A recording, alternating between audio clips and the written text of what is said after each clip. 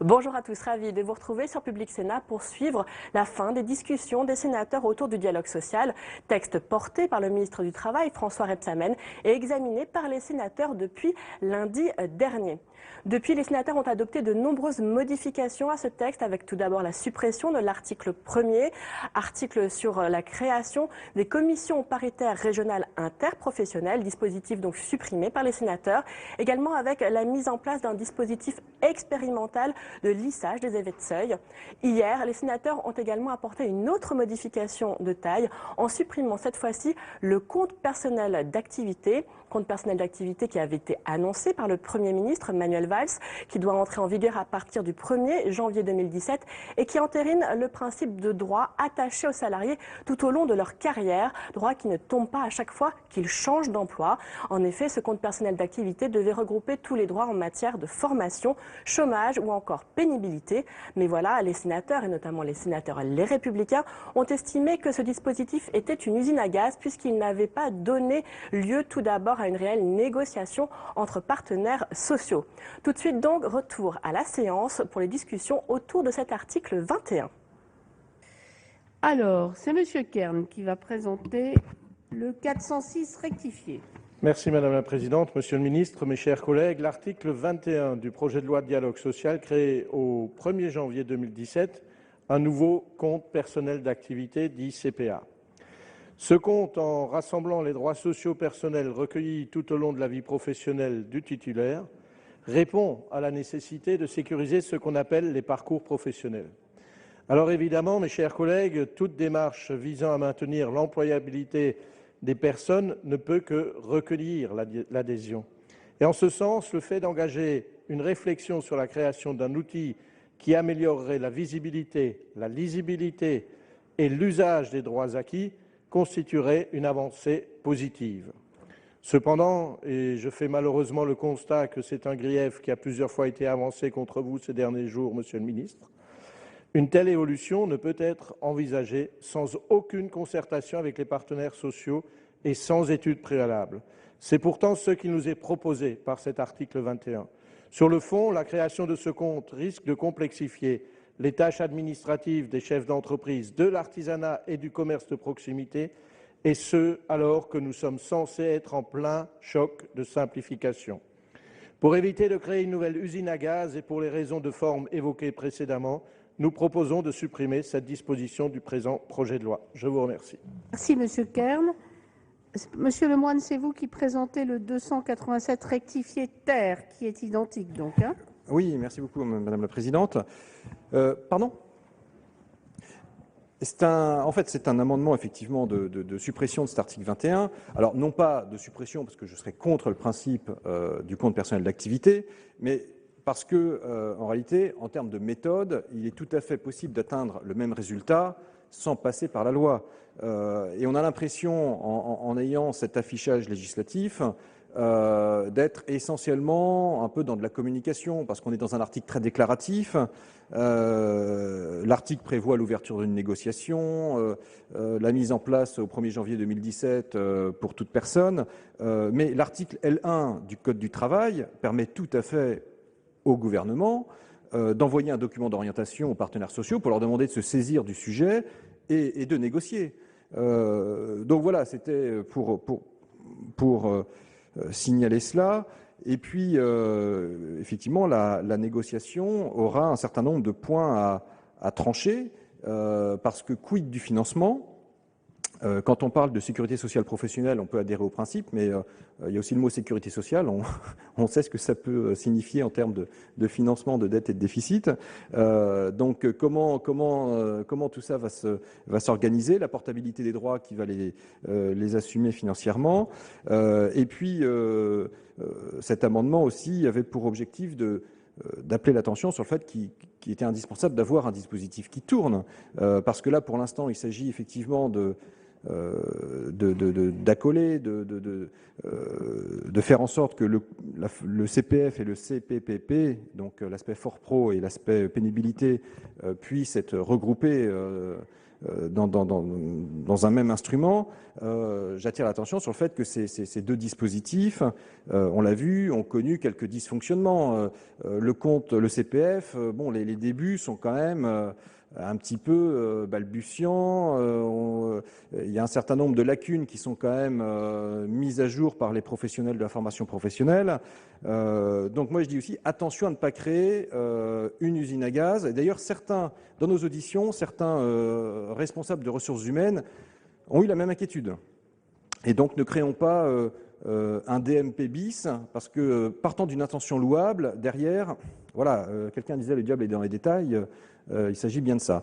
Donc voilà, amendement de suppression, non pas contre le principe, mais pour toutes ces raisons, et puis surtout le gouvernement pourra ouvrir néanmoins demander aux partenaires sociaux d'ouvrir la négociation, y compris sur l'article 21, il n'y a pas de problème.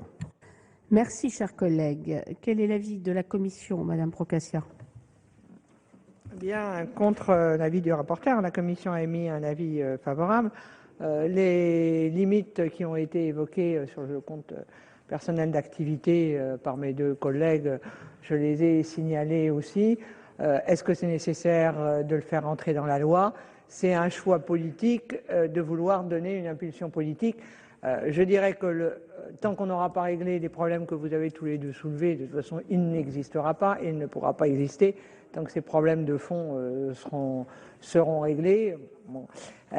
Si ça peut permettre de simplifier les choses pour les salariés, j'y serais favorable. Si c'est pour complexifier les choses pour les entreprises, c'est sûr que ce n'est pas notre objectif, en tout cas.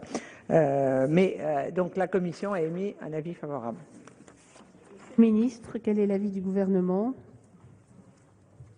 Je vais faire attention, puis je vais essayer de vous surprendre. Il est très défavorable, le gouvernement, à ces deux amendements de suppression, bien évidemment. Pourquoi? Très, puisqu'il y en a deux, oui, c'est vrai. Pourquoi? Parce que, tout simplement, il crée le compte personnel d'activité et la loi, elle fixe le cadre. Elle fixe le cadre et les partenaires sociaux seront saisis. Après, on verra s'ils le souhaitent se saisir, mais on les saisira. S'ils souhaitent s'en emparer, faire des propositions. Et si tel est le cas, tout ça sera transposé de manière législative dans une autre loi. En tous les cas, le but du gouvernement, c'est que ce compte puisse entrer en vigueur au 1er janvier 2017. Une annonce forte du président de la République. Bien, alors je vais mettre aux voix ces deux amendements. Je vous en prie, vous avez la parole, chers collègues, et Madame Bricq après. Oui, merci Madame la Présidente pour une explication de vote du groupe socialiste. Je voudrais dire tout d'abord que le compte personnel d'activité est précisément le contraire d'une usine à gaz. En tout cas, c'est ce qu'il souhaite être. Il vise à regrouper les droits acquis sur différents comptes mis en place depuis plusieurs années et donc à simplifier la démarche à la fois pour les employeurs et pour les salariés. On ne peut à la fois se plaindre de la complexité de gestion de ces différents comptes et refuser que soit mis en place un seul système simple. Avec ce dispositif, nous ne nous contentons pas de prendre acte de la mutation du modèle d'emploi antérieur vers une plus grande flexibilité, c'est ce que vivent dans la réalité nos concitoyens aujourd'hui. Nous proposons une évolution majeure en mettant en place un système qui regroupe les droits sociaux attachés au contrat de travail vers les droits portables attachés à la personne. Les droits rechargeables à Pôle emploi en ont été une première étape. Nous poursuivons cette démarche. L'objectif est d'articuler les comptes épargne-temps, les comptes formation et prévention de la pénibilité pour assurer une nouvelle forme de sécurisation des parcours professionnels. Par ailleurs, ce dispositif a été présenté à la Commission nationale de la négociation collective, au Haut Conseil du dialogue social et au Conseil national de l'emploi, de la formation et de l'orientation professionnelle. Il est donc inexact de dire que les partenaires sociaux n'ont pas été informés. Nous sommes à partir de là d'accord pour en inscrire le principe dans la loi. Il appartiendra ensuite, bien entendu, aux partenaires sociaux de s'entendre pour simplifier et harmoniser la gestion des comptes existants. Un calendrier leur a été fixé pour ce faire, une concertation entre eux avant le 1er décembre 2015, un rapport au Parlement avant le 1er juillet 2016 et une mise en œuvre au 1er janvier 2017. Et pour cet ensemble de raisons, bien entendu, le groupe socialiste votera contre ces deux amendements de suppression. Madame Bricq, vous avez la parole. Merci Madame la Présidente. Je voudrais essayer de peut-être pas de convaincre, mais en tout cas d'expliquer pourquoi c'est une erreur, je le dis aux signataires de ces 2 amendements de suppression et aux orateurs qui se sont exprimés. On nous reproche souvent en la matière au gouvernement et aux socialistes, on dit vous n'allez pas assez loin dans vos réformes, etc. Je pense que la création du compte d'activité, outre la simplification qu'il pourrait opérer à l'avenir, on en pose le principe, mais d'une part, ça c'est un argument un petit peu politique, vous ne pouvez pas dire il faut la négociation, cet argument est à géométrie variable, ça ne vous gêne pas beaucoup qu'il n'y ait pas de négociation quand dans la loi croissance et activité sur le travail du dimanche, vous avez fait adopter, heureusement l'Assemblée nationale l'a repoussé, mais ça va revenir la semaine prochaine et je ne doute pas que vous allez continuer quand vous dites on peut vous faire travailler les salariés le dimanche par décision unilatérale de l'employeur. Là, vous ne vous préoccupez pas trop de la négociation à l'échelle de l'entreprise ou du territoire. Mais plus largement, je crois que c'est peut-être pas une révolution, cette création du compte d'activité, mais c'est quand même un changement de paradigme, parce qu'il va regrouper les droits rechargeables, quel que soit le contrat de travail. C'est l'individu qui va porter ses droits tout au long de sa vie professionnelle. Donc on change de paradigme.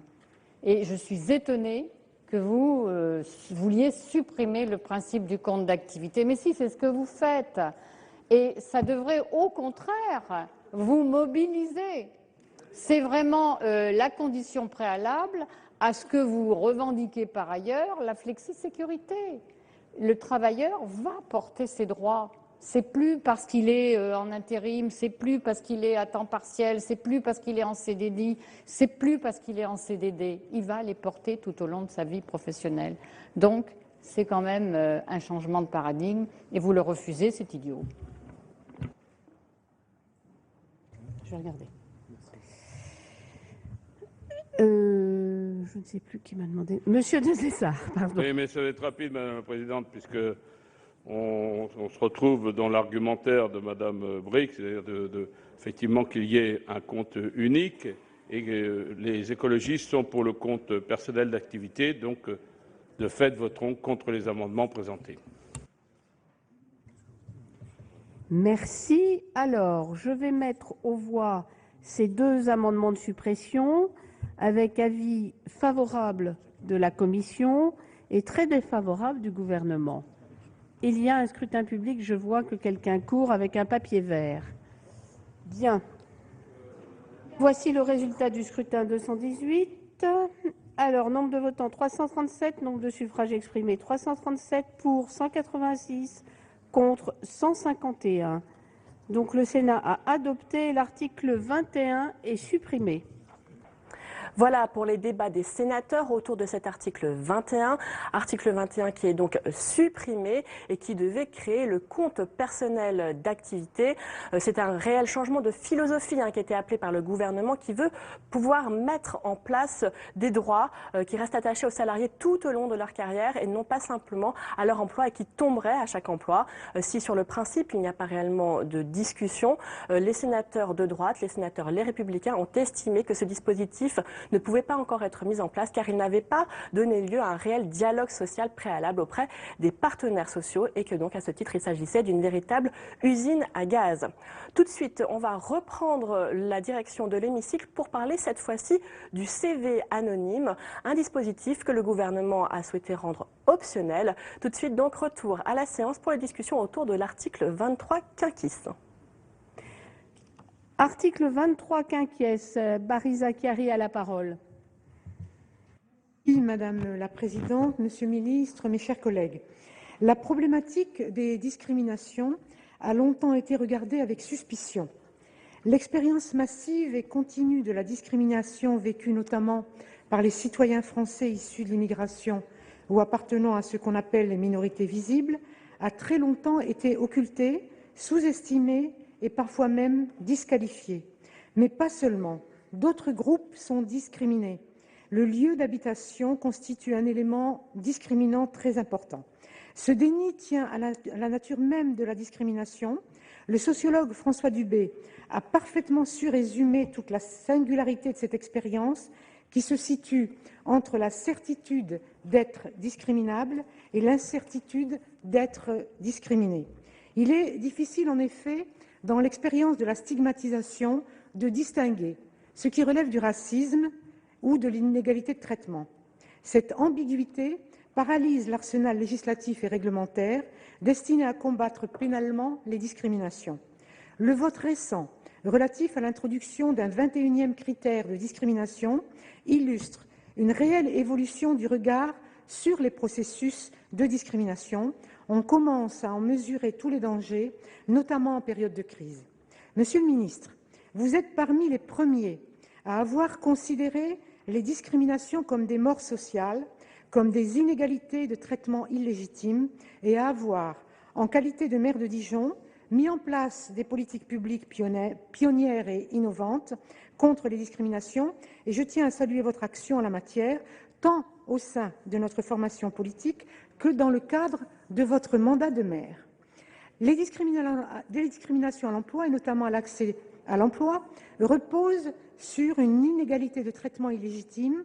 À compétences, productivité identiques, les recruteurs disqualifient d'emblée les candidats appartenant à des groupes sociaux spécifiques. Par exemple, le candidat dont le patronyme est à consonance maghrébine. Fût-il aussi compétent qu'un autre, il aura 3 fois plus de difficultés à accéder à l'emploi. Cela représente une fraction importante de la société française. Une équipe de chercheurs de l'université Paris 1 Sorbonne va plus loin et publie une étude édifiante portant sur les discriminations spécifiques aux musulmans, et c'est publié aux presses universitaires. En effet, les données recueillies démontrent la réalité d'une discrimination spécifique touchant les personnes dont l'appartenance à la sphère de l'islam est réelle ou supposée. Ces discriminations engendrent le sentiment d'injustice, ressentiment, repli communautaire. Cette crispation, contraire à une logique d'intégration, vient à son tour exacerber les discriminations. Discrimination et repli identitaire s'auto-alimentent dans un cercle vicieux. Notre responsabilité est de proposer une solution de sortie. La question est d'ordre moral, a fortiori dans un régime politique dont la légitimité repose sur l'universalisme, l'égalité des droits et la méritocratie. La question est aussi de nature économique, car pour parler comme un économiste, l'allocation des ressources est sous-optimale. Nous formons dans nos établissements supérieurs des jeunes qui, en raison de critères illégitimes, ne verront pas leurs compétences mises à profit. On peut le considérer comme une forme de gaspillage. Par le CV anonyme, il s'agissait d'étendre l'anonymisation des concours et examens dont nous sommes coutumiers à l'entreprise. Le CV anonyme, présenté une première fois par le biais d'un amendement socialiste en 2004 et adopté par la suite au Sénat puis à l'Assemblée nationale, dans le cadre de la loi de 2006 pour l'égalité des chances, a constitué une avancée législative importante. Il s'agissait de rendre obligatoire l'anonymisation des CV dans les entreprises de plus de 50 salariés. Je reconnais que ce seuil n'était sans doute pas pertinent et qu'il aurait fallu fixer le seuil à 300. Nous aurions pu en discuter. Pour autant, la question du seuil n'est pas suffisante pour rendre compte des résistances à l'égard du CV anonyme, qui n'est au final qu'un outil parmi d'autres dans la lutte contre les discriminations à l'emploi. Or, cela fait près de 10 ans que cette mesure achoppe sur l'absence d'un décret d'application. Au lieu de prendre les décrets d'application suite à l'injonction du Conseil d'État, vous avez introduit dans la loi le caractère facultatif au lieu du caractère obligatoire de l'anonymisation des CV anonymes. Monsieur le ministre, ma question est simple. Pourquoi ? Merci, chers collègues. Nous allons passer à l'étude des amendements qui font l'objet d'une discussion commune. Il y en a 3. Le 51 rectifié, Madame Lienemann. Oui, Madame la Présidente, Monsieur le Ministre, Mesdames, Messieurs les rapporteurs. Ma collègue Barisa Chiari vient d'expliquer parfaitement toutes les difficultés de notre société face à la discrimination. aux discriminations. Et vous le savez bien, Monsieur le ministre, car vous êtes un républicain convaincu, que nous sommes menacés en cette période de crise d'une grande fragilité de notre pacte républicain, voire même d'un doute républicain dans le pays. Et ce qui nous menace, c'est le recul de l'égalité. C'est chaque fois que les inégalités s'installent. Or, il y a deux pieds sur lesquels nous devons marcher. C'est d'abord la lutte contre les inégalités sociales, mais aussi aujourd'hui la lutte contre les discriminations. Ces deux combats vont de pair et doivent être menés de front. D'ailleurs, comme vient de le rappeler Barry Zacharie, en 2006, dans la loi sur l'égalité sociale, avait été introduite l'idée du CV anonyme. Je le rappelle, cette loi avait été votée par une majorité qui n'était pas de gauche. Et je pense qu'aujourd'hui, cette question doit nous rassembler, au-delà de nos divergences politiques qui sont souvent légitimes, mais qui en la matière honoreraient notre pays, que nous soyons capables de nous rassembler pour enfin faire vivre nos lois quand nous les votons. En 2006, nous sommes aujourd'hui en 2015. On a voté le principe du CV anonyme. Le Conseil d'État demande au gouvernement de l'appliquer par un décret. On ne fait pas le décret, on remet en cause la loi. J'ai bien entendu, Monsieur le ministre, vos argumentaires concernant les raisons. Ce ne serait pas souhaité par les organisations syndicales. J'observe que ce fameux groupe de contact, dans ce fameux groupe de contact, la grande majorité des organisations syndicales, les associations de défense des droits de l'homme et de lutte contre le racisme et la xénophobie, ont demandé l'application de CV anonyme et du décret en Conseil d'État. Je ne comprends pas, Monsieur le ministre, que vous n'acceptiez pas l'amendement que nous faisons aujourd'hui, qui vise à substituer le mot « peuvent » par le mot « doivent » pour dire que le CV anonyme doit être obligatoire. Par ailleurs, faire référence à un décret pour fixer évidemment les conditions dans lesquelles tout cela peut se faire. Il faut que ce décret vienne vite. Je ne le comprends d'autant moins que, Monsieur le ministre, avec le Premier ministre Manuel Valls, vous avez signé un certain nombre de textes soumis à l'approbation des socialistes, mais d'une certaine façon, rien n'est secret dans ce pays. Ces textes ne sont pas clandestins. Ils ont été votés et souvent vous nous rappelez l'importance du vote de ces militants pour justifier la légitimité de l'action au nom du Parti socialiste. Je vous rappelle qu'il est écrit… Madame Lienemann, je suis désolée, mais il faut conclure. Je conclus en disant qu'il est écrit dans cette motion que la généralisation du CV anonyme doit être rapidement et immédiatement mise en œuvre. Je souhaite donc que le gouvernement mette en œuvre ces dispositions. C'est pour vous entraîner pour la semaine prochaine que je dis ça, parce que la semaine prochaine, c'est réduit de moitié le temps de parole pour les amendements, comme vous le savez. C'est un clin d'œil. Alors, le 179 n'est pas soutenu. Le 269, Madame Cohen. Oui, c'est un amendement identique à celui qui vient d'être défendu, avec des arguments évidemment que je partage totalement avec mes collègues Barry Zacharie et Marie-Noëlle Lienemann. Et je voudrais ajouter un élément, c'est que, outre les arguments qu'elles ont pu porter, il faut aussi prendre en compte les discriminations sexistes qui, dans le monde du travail, sont les plus fréquentes, comme en attestent les nombreuses études qui sont faites. Vous le savez, on le répète, les femmes représentent 51% des chômeurs et elles sont plus nombreuses dans les catégories de chômeurs de longue durée.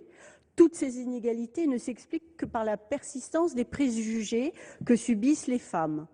Au printemps 2011, un premier bilan sur le CV anonyme a révélé que lorsque l'état civil n'était pas affiché, les chances des femmes d'être reçues en entretien étaient multipliées par 10. Alors, lorsque le gouvernement souhaite renoncer au CV anonyme en raison de la soi-disant complexité des décrets à prendre en la matière, nous avons un regard critique sur la volonté réelle de mettre un terme aux discriminations dans les entreprises.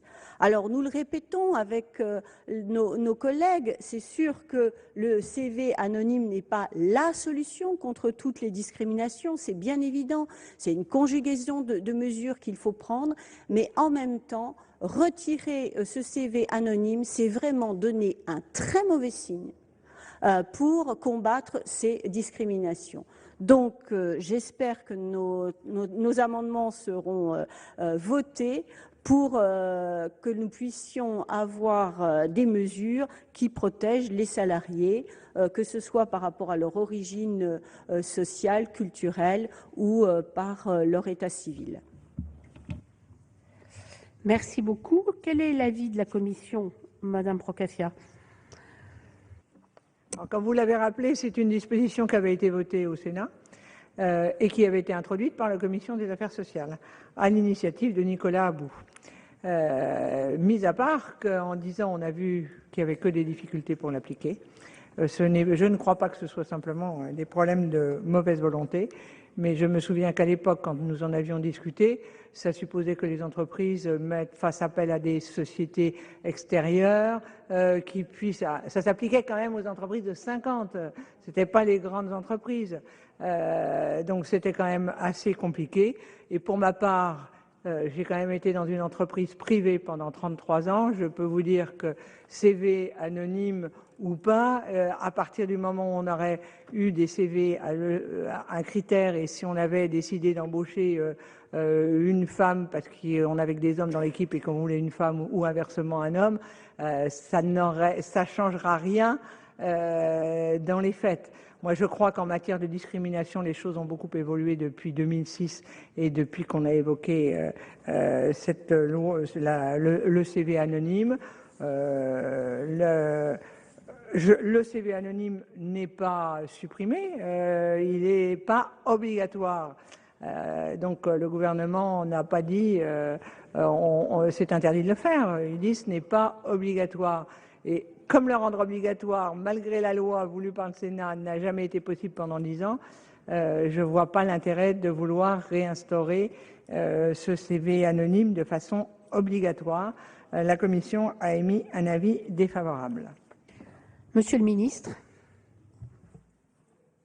Oui, je vais prendre quelques instants pour bien répondre clairement, parce que je crois que la lutte contre les discriminations dans l'entreprise, la lutte contre les discriminations à l'embauche, une discrimination dans l'entreprise, on le verra avec l'action de groupe qui sera lancée, discrimination à l'embauche est une nécessité aujourd'hui, même si les choses ont bien avancé. Il reste encore trop de discriminations à l'embauche et elles sont inacceptables. C'est pourquoi, depuis le mois de septembre dernier, je préside un groupe de travail, appelé groupe de dialogue d'ailleurs, qui est animé par Jean-Christophe Sibéras, c'est un DRH, et qui regroupe l'ensemble des organisations des partenaires sociaux, ainsi que quasiment toutes les associations qui luttent aujourd'hui, on pourrait le dire, contre la xénophobie, le racisme et l'antisémitisme. Et donc, ce groupe s'est réuni. J'ai présidé avec mon collègue Caner et Christiane Taubira à la dernière réunion. Il a fait un rapport, et de ce rapport, il ressort. Point. Premièrement, que le CV anonyme n'a pas été appliqué effectivement depuis 2006, que le CV anonyme a été adopté en 2006, ici même, vous le savez, en réponse aux émeutes de novembre 2005 comme un élément de réponse, qu'en 10 ans, les choses ont bien changé, que de nouvelles formes de CV sont apparues qui permettent justement de lutter plus facilement contre des discriminations par des présentations différentes. Aujourd'hui, on peut être candidat avec son smartphone, on peut aujourd'hui envoyer CV vidéo dans un certain nombre d'endroits, et le fait d'être un candidat de la diversité peut des fois être un avantage dans un certain nombre de cas. En tous les cas, j'encourage tous les chefs d'entreprise à prendre en compte la diversité, à faire le contraire, mais le CV anonyme ne peut pas être la solution. Je le dis, il ne peut pas être la solution. Il est une solution. Et personne ne pense qu'il faut enlever la possibilité de faire recours au CV anonyme. Vous m'avez un peu chatouillé gentiment, Madame Lindemann. Donc, moi, j'ai été maire et je suis resté maire. Hein. J'ai été réélu et donc j'ai mis en place avec une grande entreprise suédoise, pour ne pas la citer, pour un certain nombre de postes, CV anonyme. Ça a eu des résultats. Ça a eu des résultats importants et des gens qui n'avaient jamais eu accès à l'emploi se sont retrouvés postés, enfin sur des postes qui a été ouvert grâce au CV anonyme. Donc c'est une réponse possible, mais c'était pas la réponse pour tous les postes de cette entreprise. Et ça peut marcher, ça marche. Et moi j'encourage les entreprises sur certains nombres de postes à faire appel au CV anonyme. Mais des nouvelles formes se développent. Et donc aujourd'hui, il ne peut pas être question de rétablir quelque chose qui n'a pas été mis en œuvre. Et pendant ce temps-là, la technique, les modes de recrutement ont profondément changé. Pas pour tout, et c'est pour ça que ça reste une possibilité, mais ce n'est pas la possibilité. Et contrairement à ce que vous avez dit, il y a eu ce rapport qui a été présenté par Jean-Christophe Sibéras, desquels on a sorti 13 mesures que j'ai présentées à la presse avec eux, avec Madame Taubira et Patrick Kanner. C'est parmi celles-ci, la première qui m'était proposée, c'était de dire peuvent au lieu de doivent. Et donc, le rapport a été accepté, validé par l'ensemble des partenaires sociaux. Tous les partenaires sociaux n'étaient pas sur cette ligne-là, mais il a été validé par l'ensemble, à une large majorité, ainsi que les associations. J'ai reçu les associations, je sais lesquelles, auxquelles vous pouvez faire... Il y avait des divergences de position entre les uns et les autres. C'est pas nouveau dans ce type d'association. Et donc, voilà. Il faut aujourd'hui, je crois, dire notre volonté commune de lutter contre les discriminations, de le faire avec détermination. Il y a des mesures qui sont très fortes dans celles qui ont été annoncées. Il va y avoir notamment à l'automne, et ça va, excusez-moi de l'expression, ça va décoiffer une campagne de testing dans les entreprises. Donc, à l'embauche, vous allez voir ce que ça va donner. Donc, ça va encore permettre de lutter contre les discriminations. Mais je le redis, le CV anonyme ne peut pas être la solution aujourd'hui et l'imposer aux entreprises. Je ne vois même pas comment on pourrait le faire.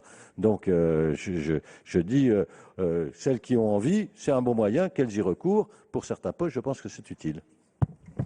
Je suis désolé, mais l'avis est défavorable et pourtant la volonté de lutter contre les discriminations est totale. Je vous remercie, Monsieur le Ministre. Madame Lindemann. Continuer à défendre, je voterai mon amendement en explication de vote pour dire à Monsieur le Ministre que chaque fois qu'on a des discriminations, des inégalités, on l'a connu pour le combat des femmes. On a d'abord des lois, on nous dit qu'elles sont difficiles à mettre en œuvre. Que n'avons-nous entendu sur la parité, sur toutes ces choses-là, en disant c'est pas la solution, les choses avancent, donc on n'a pas besoin de franchir une étape, ça va être difficile, on ne peut pas imposer. Et puis la réalité, c'est que ça n'a bougé que quand on a imposé par la loi. Donc pour ma part, je pense qu'on aurait pu modifier le seuil des entreprises, pour commencer par les plus grosses, celles qui ont des DRH qui peuvent mettre tout ça en place. Mais il y avait déjà un projet de décret, Monsieur le Ministre, ne nous dites pas que rien n'était prévu. Il était prévu l'obligation de formation, etc. Donc ce n'était pas l'idée, le professeur Nabus qui avait inventé cette idée. Il y a des pays qui le font. Donc votre argument ne me convainc pas, parce que je pense que dans ce pays, si par moment nous ne mettons pas des lois qui généralisent les pratiques, nous ne franchissons pas le seuil du recul des discriminations. Et vous verrez, Monsieur le Ministre, puisque vous ne semblez pas prêt à accepter notre position, j'espère que l'Assemblée ici présente, car je rappelle que bon nombre de nos collègues centristes ont défendu le même point de vue à l'Assemblée nationale de maintien cette disposition du CV anonyme. J'espère qu'on sera majoritaire, mais sinon, Monsieur le Ministre, vous aurez le testing, vous aurez des entreprises qui seront condamnées. Elles seront les premières à venir vous demander de généraliser le CV anonyme pour ne pas être tributaire du jugement, à moins qu'on plafonne les peines comme on le fait dans d'autres cas. Donc, pour ma part, je pense qu'au contraire, pour les entreprises, ce serait une sécurité d'avoir une méthodologie partagée. Peut-être commençons par les très grosses, mais il faut commencer cette révolution culturelle qui est devenue indispensable. Merci. Je vais mettre aux voix l'amendement 51 rectifié avec 2 avis défavorables. Qui est pour? 1, 2, 3, 4, 5, Qui est contre? 1, 2, 3, 4, 5, 6, 7, 8, 9. Il n'est pas adopté. Même vote pour le 269. Même vote. Donc il n'est... Pardon?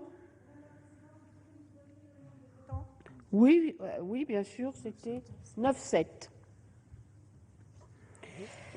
Donc même vote, on est d'accord pour le suivant? Je vous remercie, il n'est pas adopté. Le 180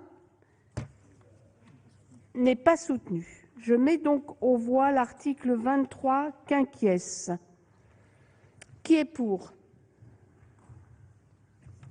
Qui est contre? Qui s'abstient?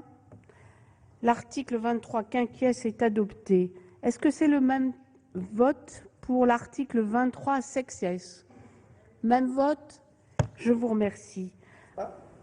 Voilà pour les discussions des sénateurs autour du CV anonyme à la demande du gouvernement. Vous avez pu l'entendre à travers le discours de François Rebsamen. Ce dispositif reste optionnel. En effet, le ministre estime qu'il y a d'autres manières de présenter sa candidature. En effet, en mettant en avant par exemple sa personnalité, sans pour autant que cela soit source de discrimination. Tout de suite, retour une dernière fois au dialogue social avec cette fois-ci les débats des sénateurs autour du renouvellement du CDD. 2 fois, c'est l'un des dispositifs qui a été annoncé à grand bruit par Manuel Valls pour apporter plus de souplesse aux entreprises. Retour donc à la séance. Après l'article 23, nous avons un amendement du gouvernement 305. C'est un amendement important qui était attendu puisque dans le cadre des dispositifs adoptés pour les petites et moyennes entreprises, très petites entreprises, présentés par le Premier ministre le 9 juin, et tenant compte de ce que nous avons entendu, à savoir la nécessité de ne pas toucher à la durée du CDD de 18 mois, mais une facilité supplémentaire pour être donnée à l'employeur en lui permettant, dans ce cadre, donc en n'accroissant pas la précarité, mais en permettant au contraire, dans le cas des 18 mois, de renouveler une fois supplémentaire son CDD. Il s'agit donc de rendre possible 2 renouvellements de CDD au lieu d'un seul aujourd'hui, dans le cadre de ces 18 mois. Voilà, c'est de la souplesse donnée, et puis c'est aussi un peu plus de chance aux salariés de voir son contrat renouvelé. S'il avait un contrat de 4 mois, par exemple, ou de 6 mois, il pourrait être renouvelé une fois de plus dans le cadre des 18 mois.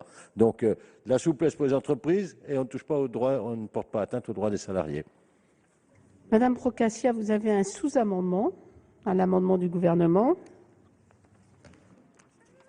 Je suis, en tout cas, je donne en même temps l'avis sur l'amendement du gouvernement, très favorable à cette disposition qui est attendue, qui est la bienvenue, mais je suggère que, tant qu'à faire et amener un peu de souplesse, on passe les 18 mois à 24 mois. Donc, avis favorable sur l'amendement du gouvernement, sous réserve de l'adoption de mon amendement, de mon sous-amendement. Bien.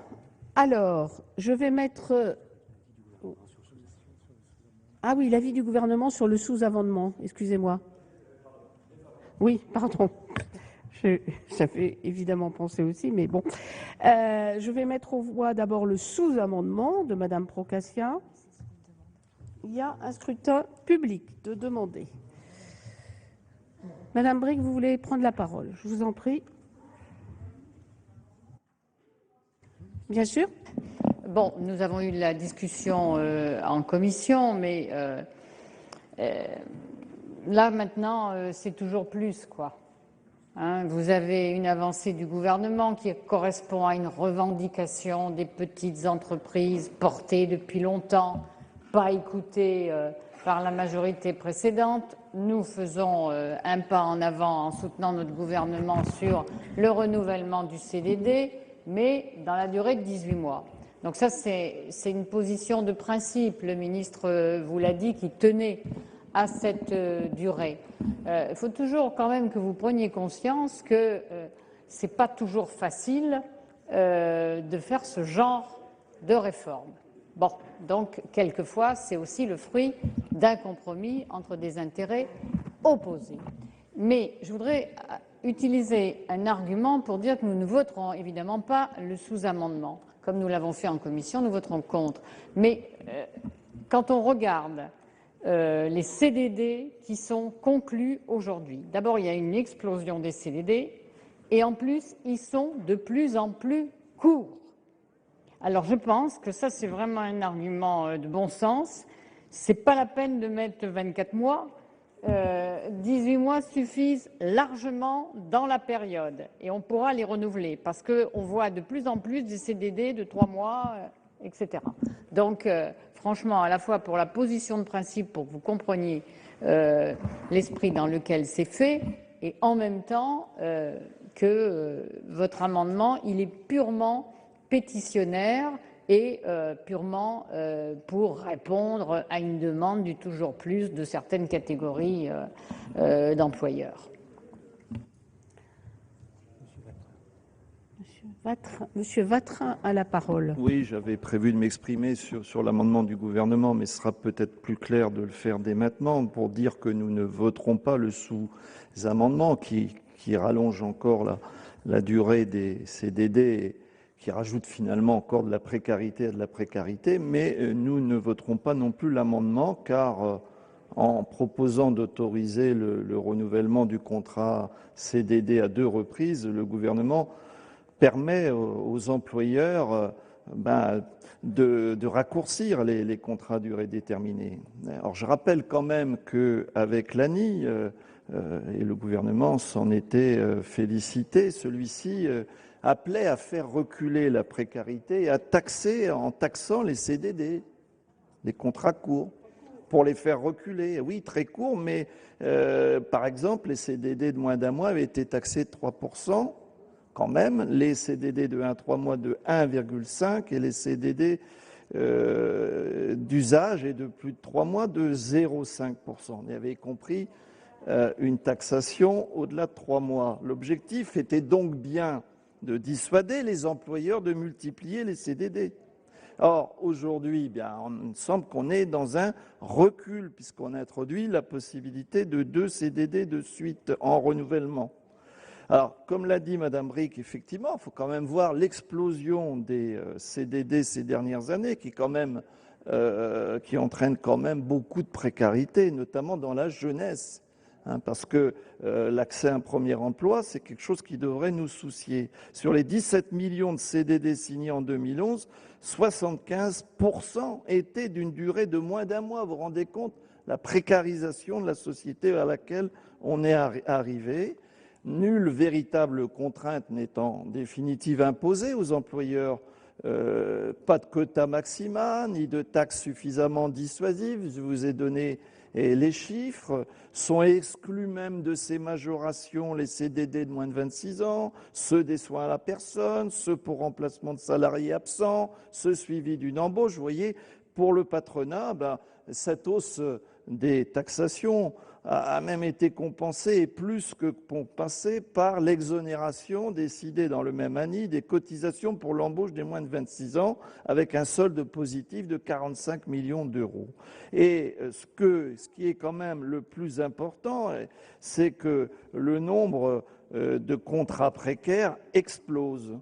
Plus de 25% d'ailleurs de ceux qui ont un contrat précaire, plus de 25% des nouveaux inscrits à Pôle emploi sortent d'un CDD. C'est-à-dire l'effet sur les chiffres de l'emploi et la situation des jeunes au regard de l'emploi.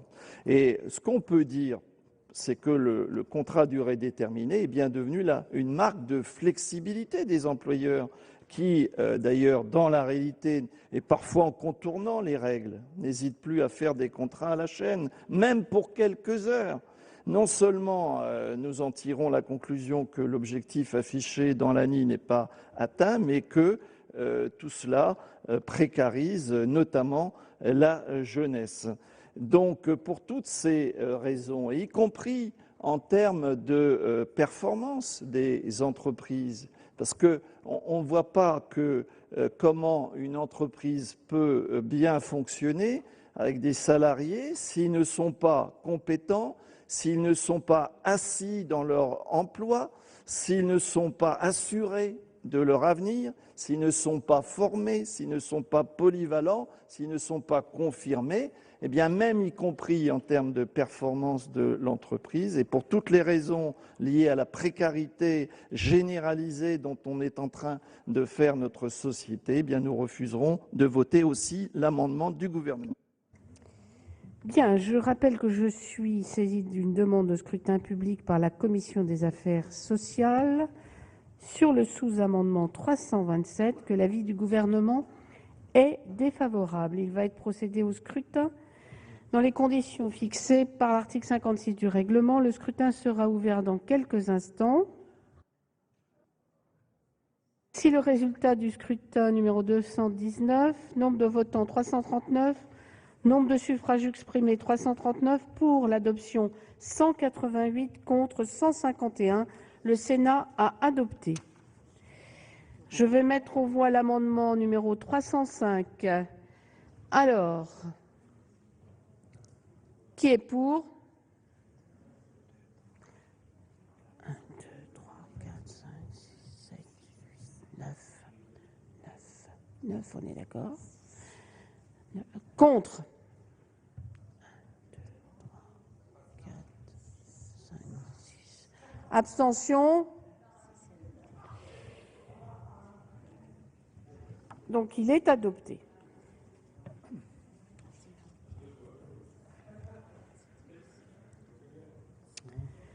Alors, Madame Procaccia, amendement 333.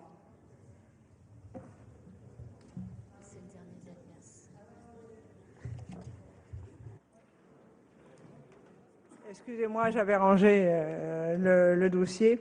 Il s'agit dans cet amendement de voter, je vous propose de voter le CDI intérimaire pour la branche du travail temporaire. J'ai bien conscience, comme je l'ai dit en commission des affaires sociales, que cet amendement tel qu'il est rédigé, qui est un article additionnel, suppose une meilleure rédaction, et je compte sur le gouvernement ou sur la navette pour l'aménager, mais il y a un vrai problème et un vrai souci.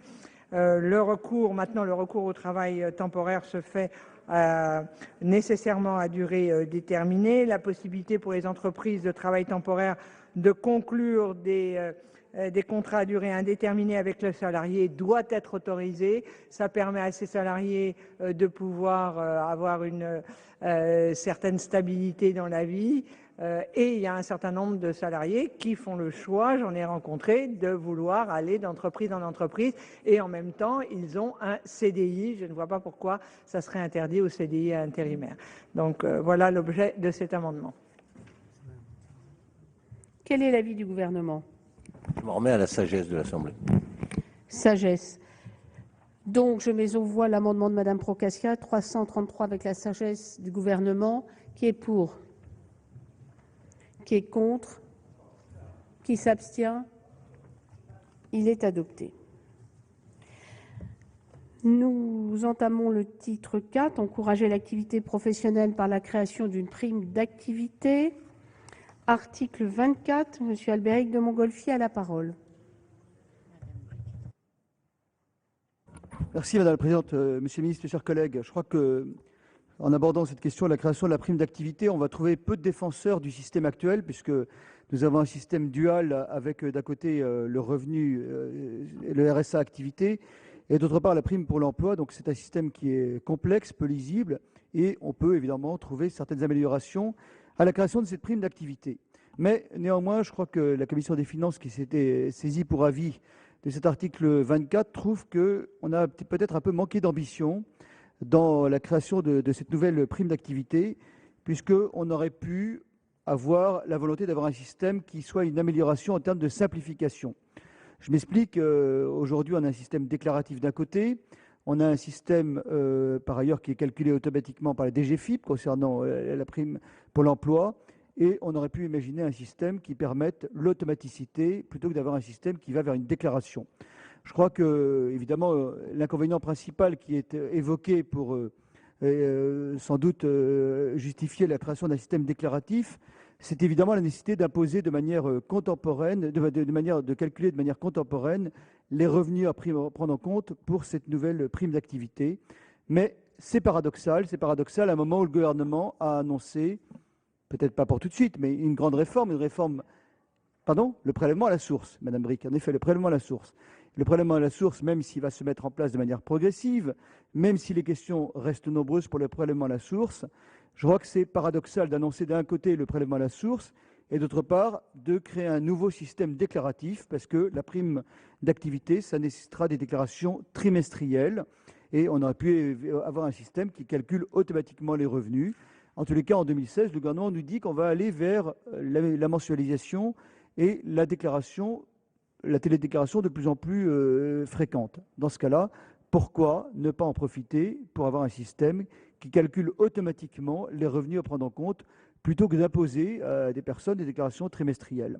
En plus, il y a un problème de différence de base, parce que quand on regarde les bases qui vont être prises en compte, eh bien, on s'aperçoit que concrètement, la base de la nouvelle prime d'activité, ça sera en principe, prendra en principe en compte toutes les prestations et les aides sociales, mais il y aura néanmoins 24 exceptions, notamment pour des primes ou des prestations à finalité sociale particulière. Donc on n'est pas sur un système qui est simple, on aurait pu simplifier tout ça, prendre en compte des revenus connus, notamment à l'administration fiscale, et avoir un système automatique plutôt que d'avoir un système déclaratif comportant de nombreuses exceptions, 24 exceptions.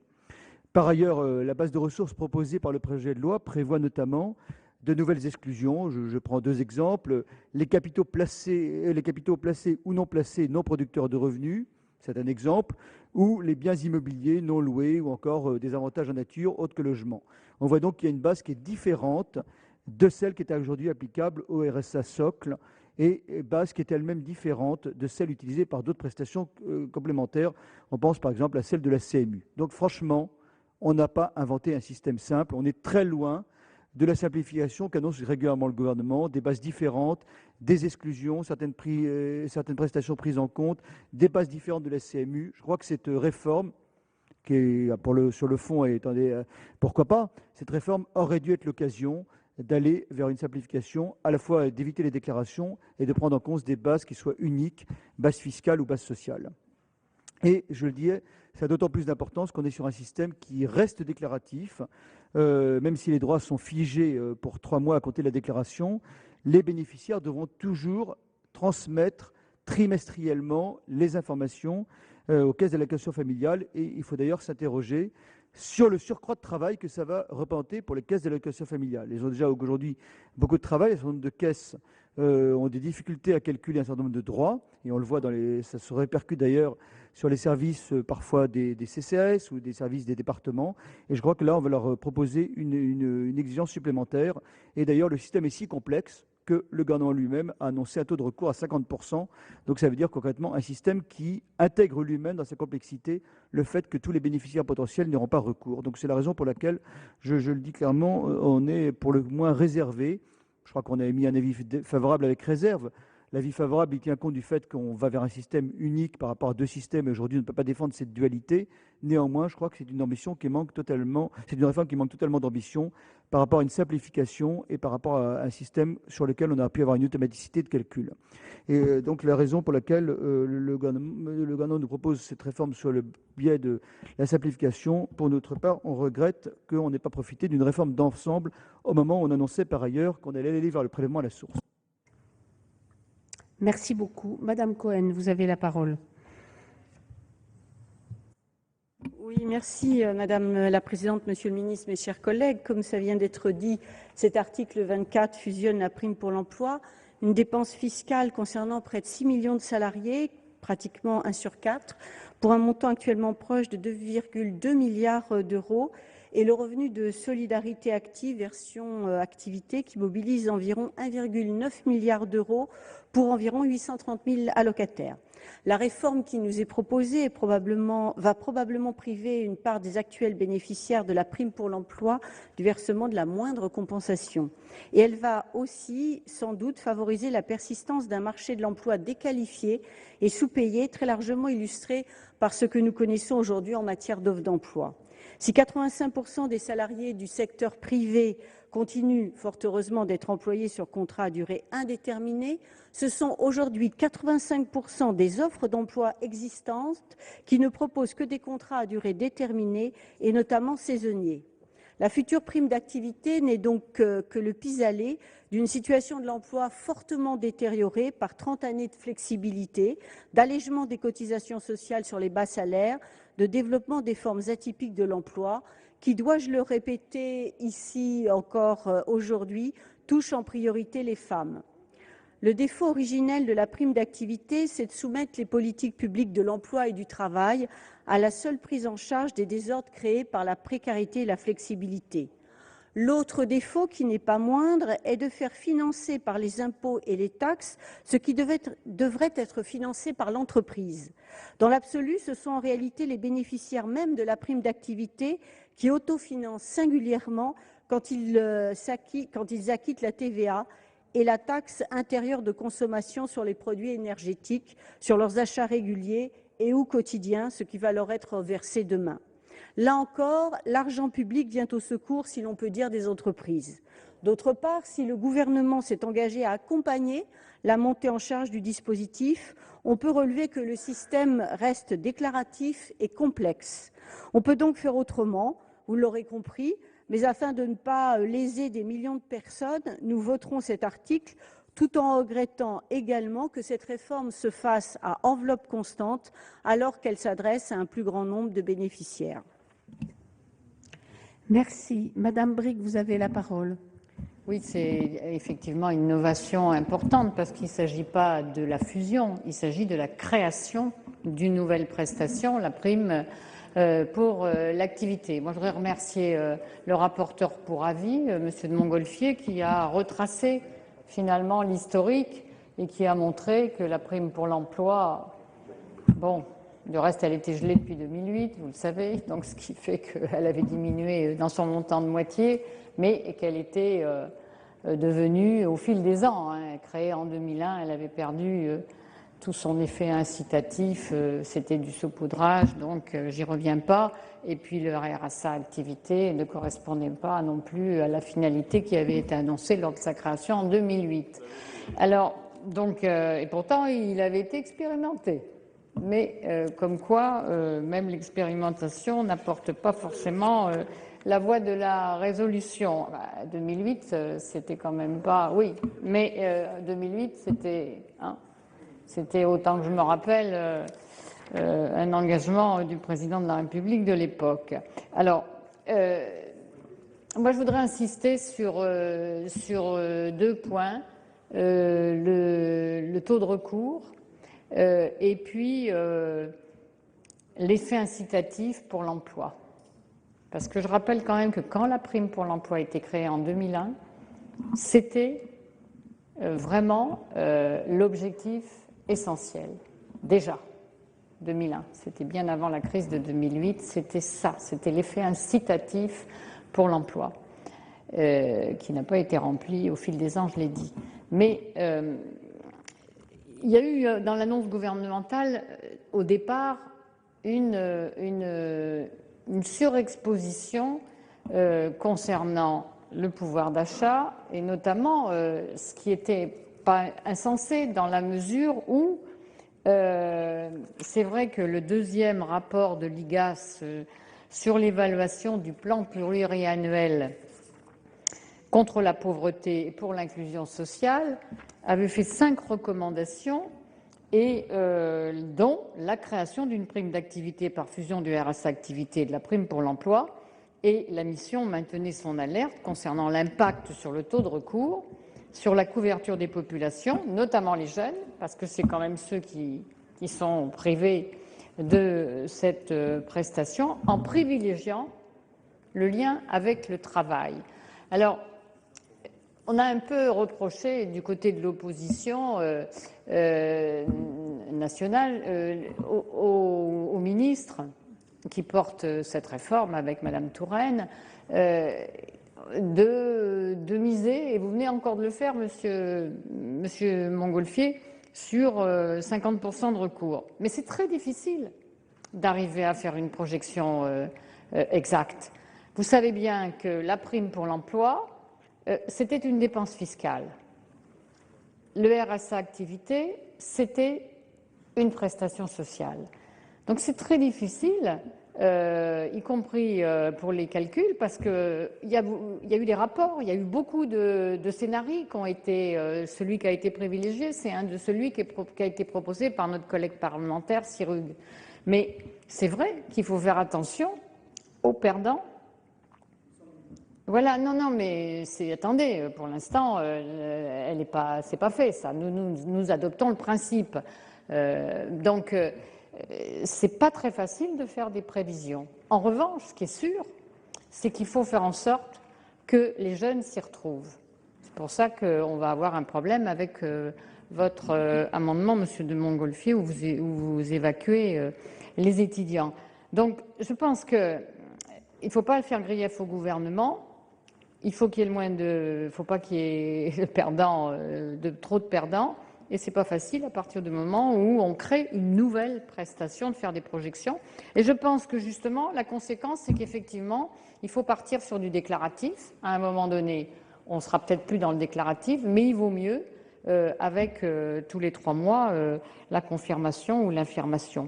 Donc, je crois qu'il faut faire attention et en même temps, il faut vraiment que ce soit un booster pour l'emploi et pas uniquement. C'est pour ça qu'il faut, je ne le présenterai pas tout à l'heure, mais plus rapidement, l'accompagnement pour l'emploi, c'est très important. Madame Bricq, il faut conclure.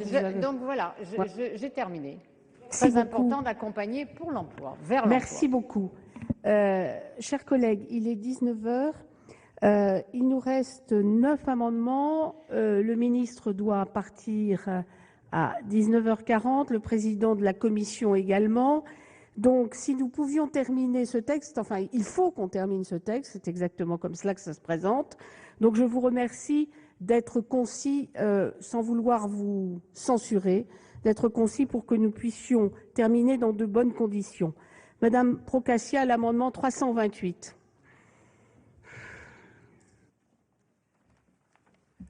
Merci donc Madame la Présidente de ce rappel. Je vais essayer aussi d'être très vite pour vous présenter cet amendement, de ne pas rappeler l'historique de l'intégration des étudiants et des apprentis et des enjeux financiers qui ont été très bien rappelés par le rapporteur général du budget qui connaît fort bien le sujet.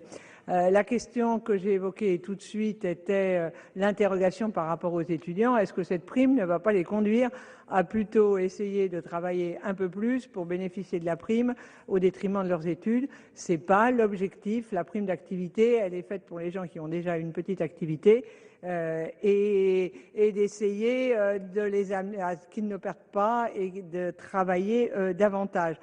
Je crois quand même qu'il faut, contrairement au rapporteur général, un coup de pouce, mais je crains beaucoup les effets d'aubaine. Le Conseil d'analyse économique a montré qu'une part croissante des jeunes en apprentissage était en fait dans l'enseignement supérieur.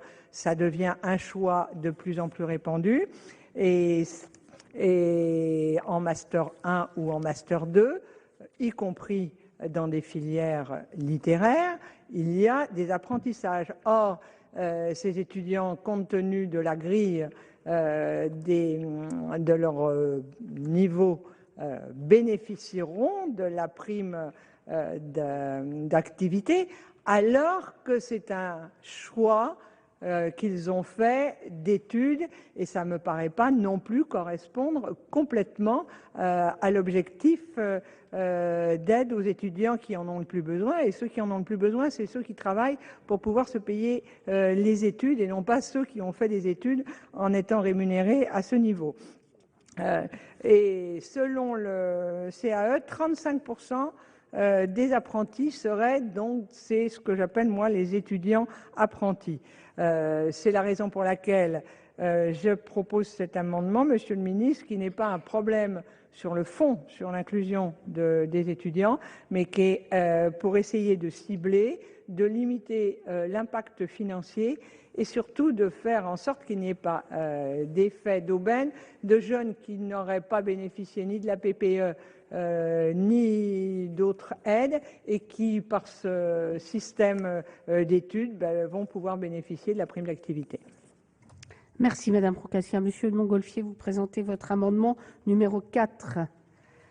Monsieur le ministre, chers collègues, la Commission des finances a eu en fait les mêmes interrogations que la Commission des affaires sociales, parce que cette extension aux étudiants et aux apprentis, il faut le rappeler, n'était pas dans le texte initial, c'est arrivé en cours de discussion par voie d'amendement, tout en nous expliquant que ça restait dans la même enveloppe. Donc c'est un peu paradoxal, en étant quand même à des publics, même si les conditions évidemment 0,78 SMIG, par exemple, pour les étudiants, c'est évidemment une condition qui est assez précise, mais on est dans une enveloppe contrainte et il y a cette extension qui arrive en cours de route. Donc c'est une raison pour laquelle la Commission s'est interrogée, et en particulier sur la question des étudiants, un peu pour les mêmes raisons qui ont été évoquées à l'instant.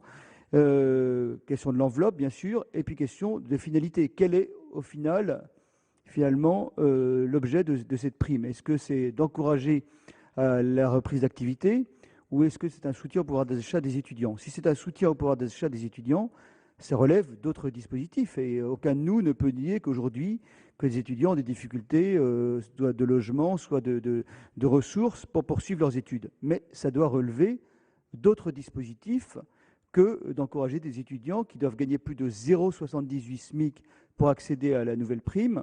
Ça veut dire quoi? Ça veut dire tout simplement qu'à ce niveau de revenus, ça peut finalement les contraindre à négliger un petit peu leurs études. Et il y a pour le coup un certain nombre de ressources de ce point de vue qui ont été documentaires. Je pense à une étude de l'INSEE qui montre qu'au-delà d'un certain niveau, plus de 16 heures ou 20 heures par semaine d'activité professionnelle, les étudiants négligent un peu leurs études, ou du moins réussissent moins bien. Donc on peut arriver finalement à un objectif qui est peut-être d'encourager le pouvoir d'achat, mais qui peut finalement contraindre des étudiants à se retrouver en difficulté d'études du fait d'une activité professionnelle trop prenante.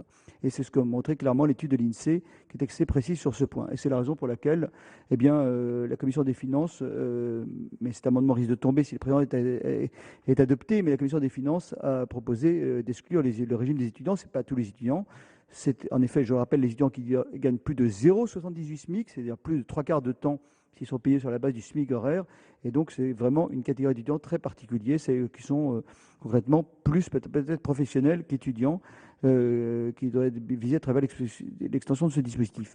Et par ailleurs, mêmes interrogations que le rapporteur à l'instant, on peut s'interroger sur le coût de la mesure, qui n'était pas dans le texte initial. C'est peut-être un coût de 100 millions, nous dit-on, pour l'extension aux apprentis et aux étudiants, mais on a évidemment beaucoup de mal à avoir des chiffrages là-dessus, et on aurait souhaité une étude d'impact plus précise avant de voir arriver un amendement comme ça en cours de route. Monsieur de Montgolfier. Madame Procaccia, quel est votre avis sur l'amendement de Monsieur Montgolfier?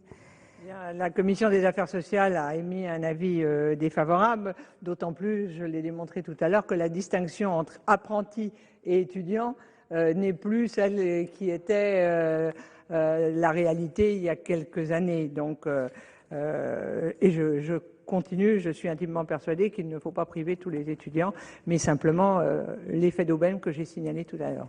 Donc, avis défavorable de la Commission. Merci. Monsieur le ministre, votre avis sur les deux amendements? Oui, j'en comprends l'esprit, bien évidemment, celui de Madame la rapporteure et même celui de la Commission des finances, mais ce n'est pas le choix qu'a fait le gouvernement, et donc j'y suis défavorable. Donc, je vais mettre aux voix l'amendement de Madame Procaccia avec un avis défavorable du gouvernement. Qui est pour?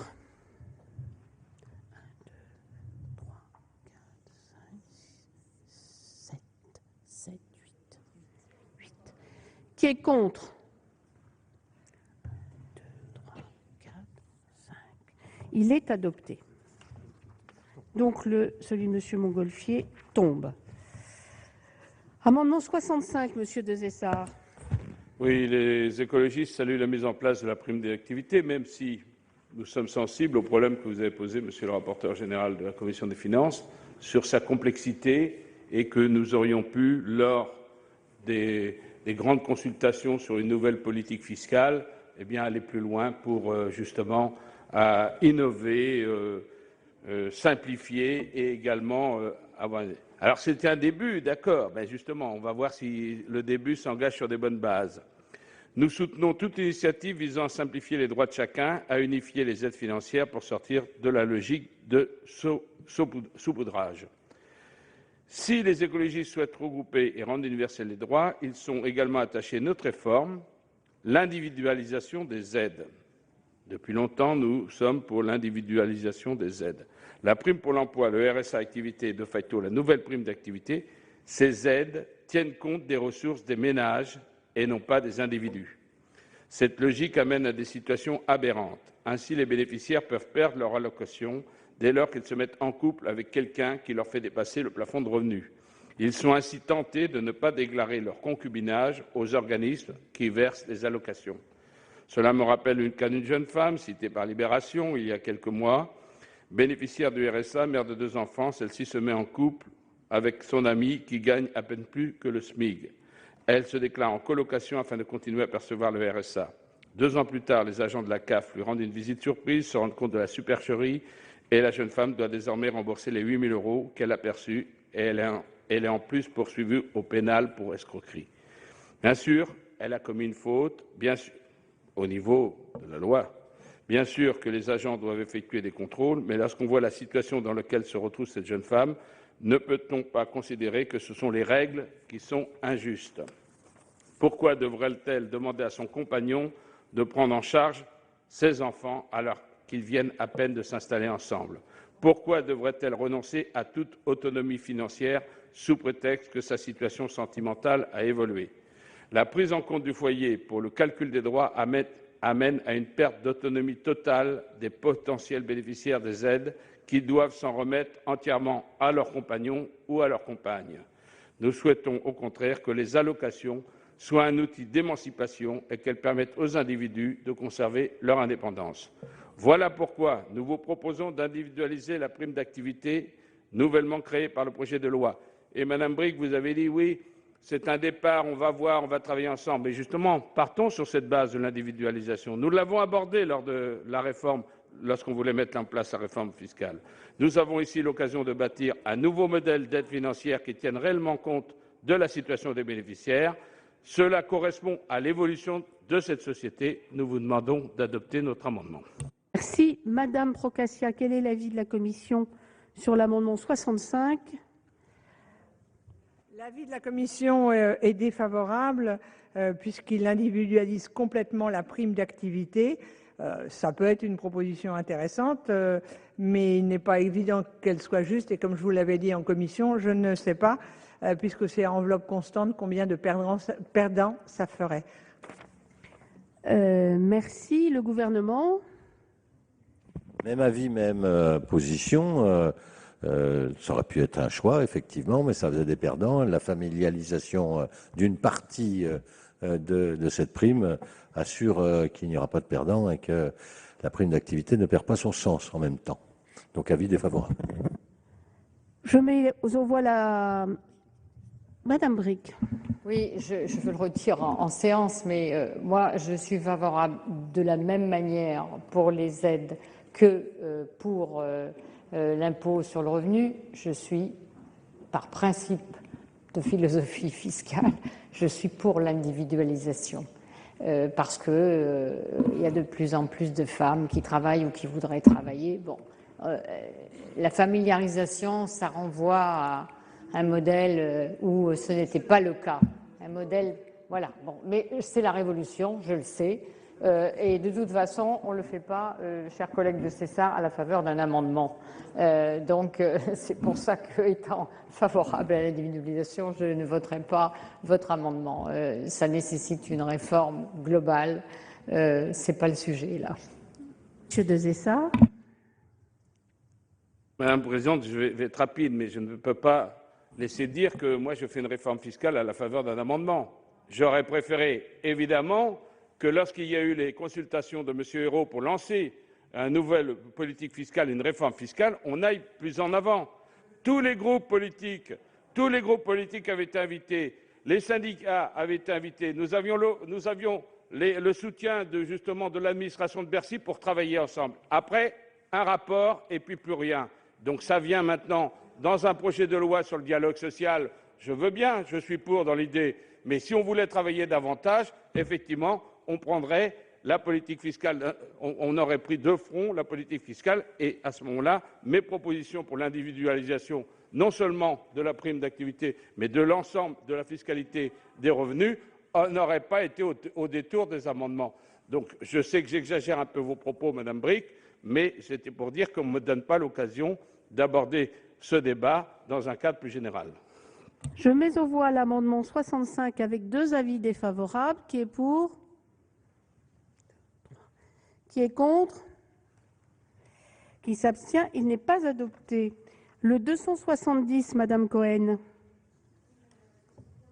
Monsieur le ministre, mes chers collègues, l'information est un droit, mais il est parfois difficile, complexe d'en faire profiter chacun et chacune. Au niveau national, il faut savoir que seulement un tiers des droits à RSA sont effectivement activés, faute de connaissance de la part de celles et ceux qui pourraient en bénéficier. Ce qui est en cause ici, c'est donc l'accès à l'information, qu'il s'agisse d'avoir connaissance d'un dispositif, de savoir si on y est éligible et enfin d'être en capacité de créer un dossier dans les délais. Pourtant, les personnes en situation de grande précarité économique et sociale sont précisément celles qui ont le plus de difficultés à maîtriser leurs droits et les arcanes permettant de les faire valoir, alors même qu'elles sont les destinataires naturels des politiques sociales. À ce titre, les réductions d'effectifs dans les caisses d'allocation familiale, comme ça a été souligné tout à l'heure, dans les services d'aide sociale, dans les services publics, amplifient aussi ce phénomène en réduisant encore l'accès à l'information. La mise à l'index systématique des allocataires d'aide sociale et le climat de suspicion qui les entoure n'aident pas non plus à faire valoir ces droits.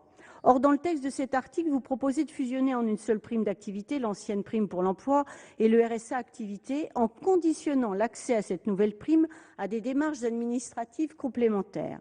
En incluant de nouvelles règles pour l'accession aux aides sociales, cet article crée de fait une surcharge de travail difficilement surmontable pour les agents des allocations familiales comme pour les services départementaux, faute d'embauche.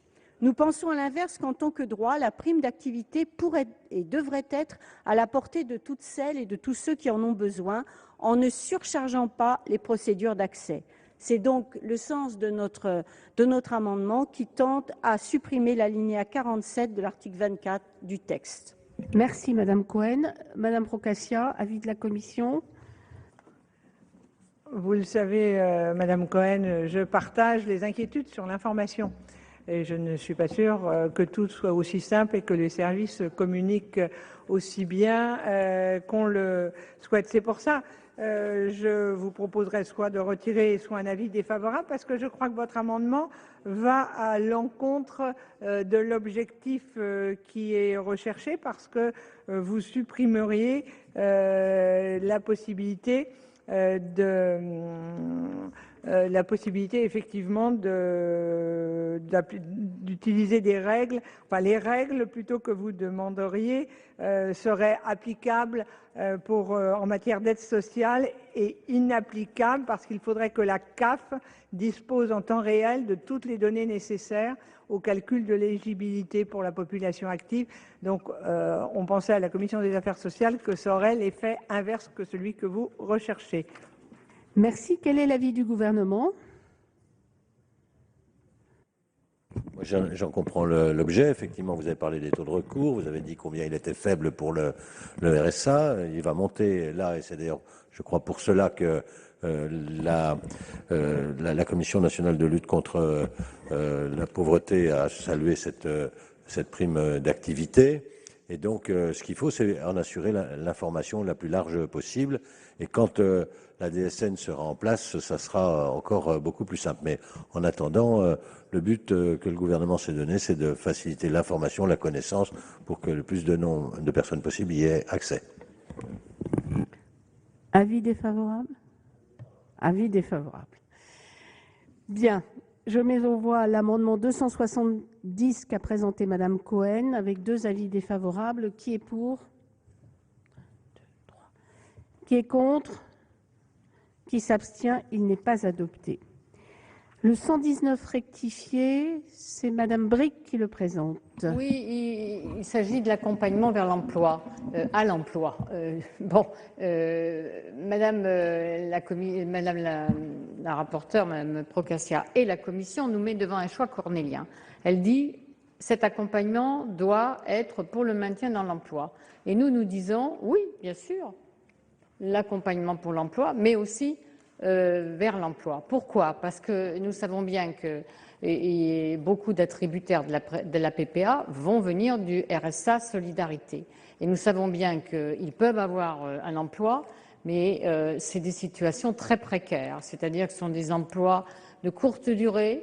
Qu'est-ce qui se passe entre deux ruptures pour l'emploi? Donc, vous nous demandez de choisir. On ne veut pas faire ce choix cornélien. On prend ceux qui sont dedans et ceux qui pourraient l'être et qui sont vraiment, par exemple, les temps partiels subis. On connaît cette réalité. Donc, nous, on veut tenir compte de cette difficulté des personnes à affronter une situation instable, souvent perpétuellement, et nous proposons de prolonger cet accompagnement dans la durée. Il faut qu'on puisse leur fournir un appui quand elles sont en emploi pour y rester et quand elles veulent un emploi pour y rentrer. Voilà. Merci Madame Bricq. Madame Procaccia. La Commission avait émis un avis défavorable parce que nous avons fait le choix d'indiquer que le bénéficiaire de la prime d'activité a droit à un accompagnement destiné à garantir son maintien durable dans l'emploi. Et votre amendement complète la recherche d'emploi, reprenant ainsi, encore une fois, l'amendement qui avait été adopté à l'Assemblée nationale. Et ça ne nous paraît pas adapté. Monsieur le ministre.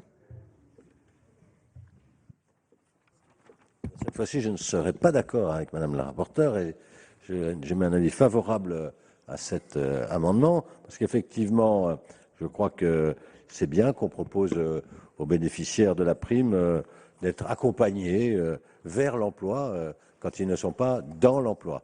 Et ce besoin d'accompagnement, il est souvent ressenti et la personnalisation du service public de l'emploi le permet. Et donc, elle prévoit de plus qu'une expérimentation permettra à Pôle emploi, enfin, en effet, d'adapter encore davantage son offre de service. Donc, avis favorable, Madame Bricq.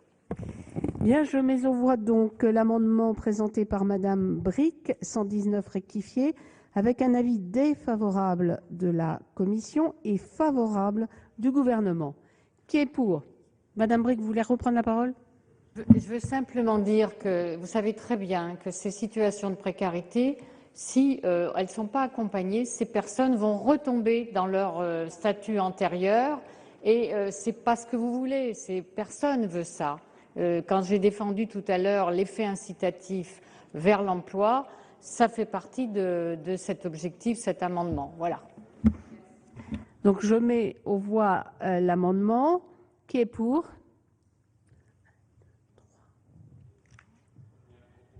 Qui est contre? Qui s'abstient? Il n'est pas adopté. Je vais mettre aux voix l'article 24.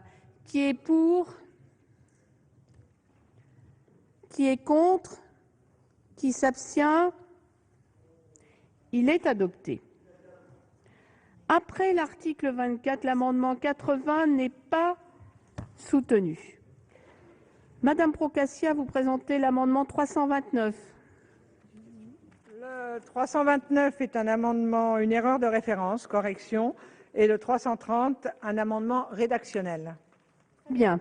Alors, je vais d'abord mettre aux voix l'amendement 300. Oh, monsieur le ministre, vous êtes favorable, je suppose? Oui, madame. Merci. Je mets donc aux voix l'amendement de Madame Procaccia qui corrige une erreur. Donc, qui est pour? Qui est contre? Qui s'abstient? Il est adopté. Je mets donc aux voix l'article 25. Qui est pour? Qui est contre? Qui s'abstient? Il est adopté. Article 26, Madame Procaccia l'a déjà présenté, c'est un amendement rédactionnel. Le ministre est d'accord? Le ministre est d'accord. Donc je mets aux voix le 330. Qui est pour? Qui est contre? Qui s'abstient? Il est adopté. Article 26. Qui vote l'article 26? Qui est contre? Qui s'abstient? Il est adopté. Je mets aux voix maintenant l'article 27. Qui est pour? Qui est contre? Qui s'abstient? Il est adopté. Même vote pour l'article 28? Parfait. Article 29. J'ai un amendement 120 rectifié. C'est Madame Bricq. Il est défendu. Avis de la commission. La commission va demander l'avis du gouvernement puisqu'il s'agit théoriquement une demande de rapport et de rétablir un rapport que nous avions supprimé, mais qui est en fait l'appel au gouvernement à prendre en compte dans la prime d'activité le calcul des pensions alimentaires. Et normalement, effectivement, on indique explicitement à l'article 24 que les revenus soumis à l'impôt sur le revenu sont inclus dans la base ressources. Donc il y a une certaine ambiguïté de demander les deux choses compte tenu des règles. Voilà. Monsieur le ministre, quel est donc l'avis du gouvernement? Oui, merci Madame la Présidente. Donc c'est une question importante parce que effectivement il y aurait un rapport, mais il faut le faire d'ailleurs, sur un lien entre pension alimentaire et prime d'activité. Oui, mais la conséquence est importante financièrement de cela, et donc il faut savoir si c'est soutenable financièrement. Et donc sortir les pensions alimentaires de la prime d'activité représenterait une dépense supérieure à 300 millions d'euros. Donc ça obligera à modifier le barème pour tout le monde. Donc ces points méritent incontestablement non pas un rapport, mais un éclairage approfondi, et c'est ce à quoi le gouvernement s'engage. Donc je suis favorable, non pas à un rapport, mais à un éclairage nécessaire et rapide. Oui, sans rectifier l'amendement pour changer rapport à travail, je pense qu'il faudra effectivement nous en rendre compte. Pardon? Non, ça y est, le micro est branché. Non, mais c'est important qu'on y voit clair, parce que quand même, il y a beaucoup de femmes concernées, plus de femmes que d'hommes. C'est important qu'on y voit clair, donc il faut que les services de l'administration centrale puissent travailler là-dessus. De toute façon, je ne doute pas que ce travail sera fait, dans la mesure où on a encore pas mal d'imprécisions sur la mise en œuvre de cette nouvelle prime pour l'activité. Donc ce n'est pas un rapport, je l'admets tout à fait, mais ce travail doit être présenté aux commissions à la fois des finances et des affaires sociales. Bien, donc je vais mettre aux voix l'amendement 120 rectifié avec un avis favorable du gouvernement. Qui est pour? 3. Qui est contre?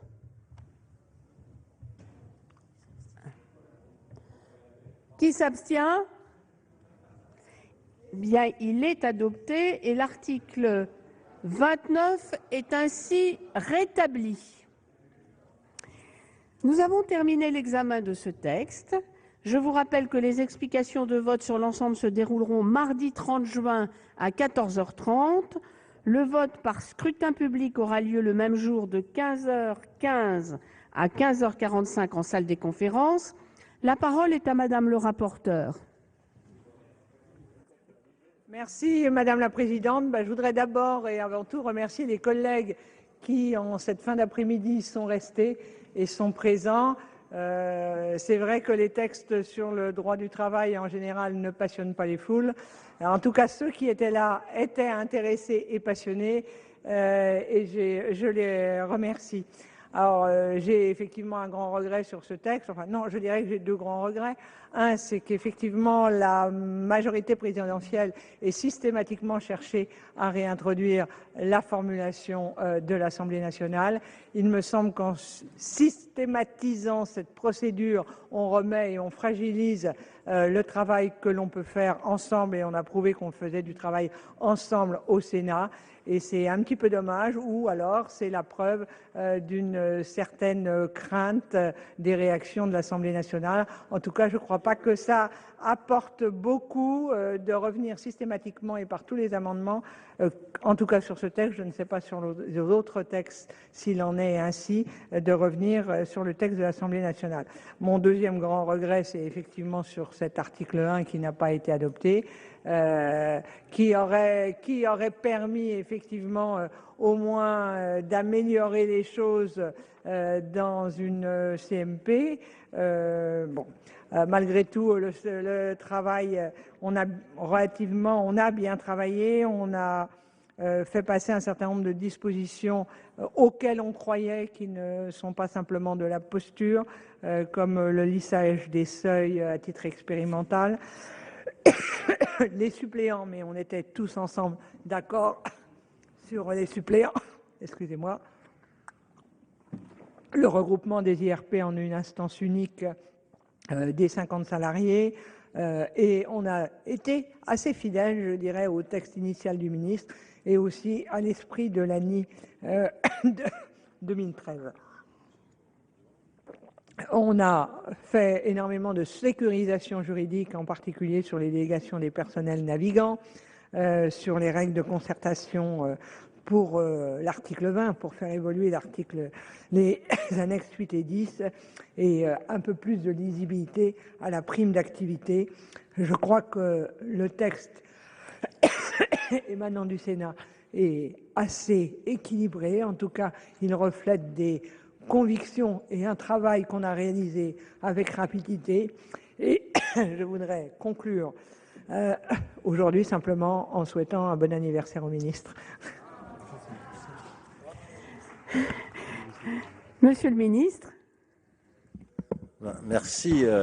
Merci d'abord. Moi, je voudrais remercier la présidente et remercier l'ensemble, bien sûr, des sénatrices et des sénateurs qui ont participé à ce débat, dans un débat de qualité, dans une ambiance courtoise et cordiale, ce qui est la tradition ici, si je me rappelle bien des choses, peut-être à part quelques exceptions, et saluer le travail qui a été fait par la Commission et par la rapporteure, parce que c'est un travail intéressant qui a apporté à ce texte. Moi aussi, j'ai un regret, le même que vous, en tous les cas, pour un point, c'est le fait que l'article 1 n'ait pas pu être voté, c'est-à-dire les commissions paritaires régionales, parce que je pense qu'on aurait pu avoir un débat intéressant à ce moment-là en CMP et pourquoi pas avancer ensemble sur ce texte. En tous les cas, je voulais les uns et les autres vous remercier de vos apports, de vos qualités.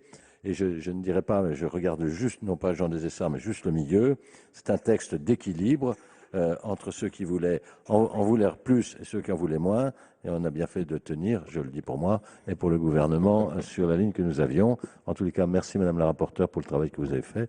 Merci à vous et merci pour m'avoir souhaité mon anniversaire. Ça me fait toujours plaisir quand je reviens ici. J'espère revenir un jour, peut-être, on verra.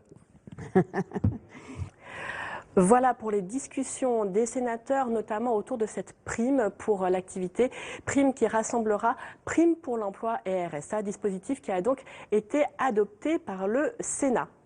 Les sénateurs ont donc terminé désormais leur discussion autour du dialogue social. Ils ont apporté de nombreuses modifications à ce texte. Vous avez pu l'entendre à travers la voix de la rapporteure Les Républicains, Catherine Procaccia.